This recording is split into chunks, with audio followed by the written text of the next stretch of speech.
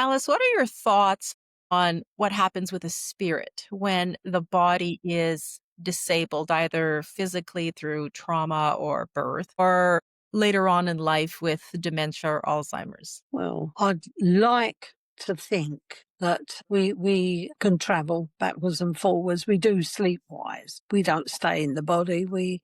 Our soul, if you like, goes. Because I have experiences of a night time, I know that we can detach ourselves spiritually and go chat and get advice, whatever, in the sleep state, in the spiritual world, if you see what I mean.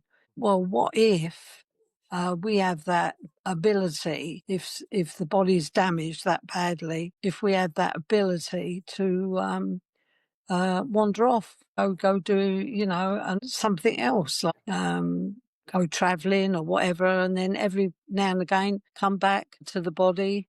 And if it's still here, alive, like the body's still alive, but the brain's not, then why do we have to be so tied down to the body? We can wander off and then come backwards and forwards until it's time for the body to be put to ground.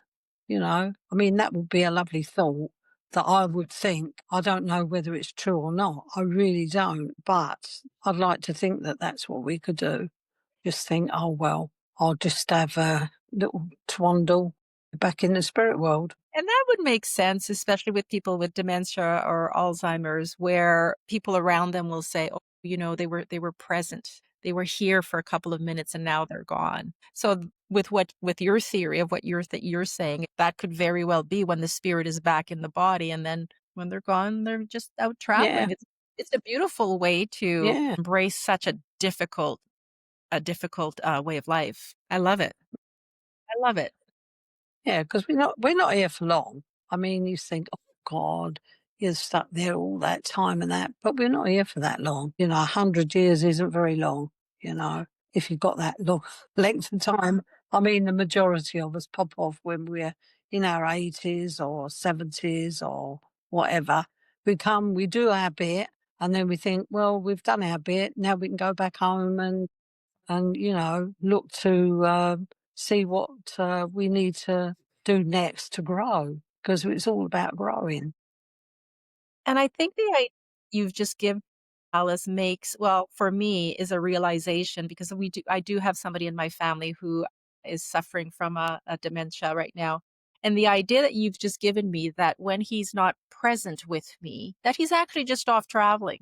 So he could be, having a party Yeah, with parents who've passed or whatever. It makes his existence easier for me to embrace, because I only see the suffering. I hadn't thought about what you've just said. yeah. Thank you. Yeah, but it's a possibility. It's not a truth, but it's a possibility.